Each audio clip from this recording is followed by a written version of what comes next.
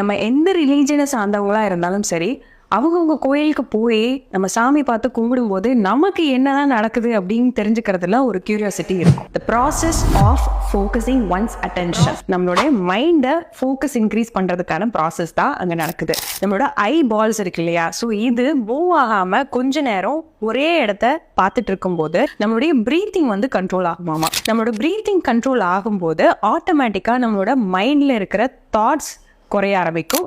I, breathing and thoughts, இந்த 3 டைமென்ஷனையும் ஒரே கோட்ல இணைக்கிறதுக்கான ப்ராசஸ் தான் வந்து அந்த இடத்துல நடக்குது. ஸோ இந்த 3 டைமென்ஷனையும் ஒரு சேர ஒரு இடத்துல இணைக்கிறதுக்கு பேர் தான் ஃபோக்கஸ்.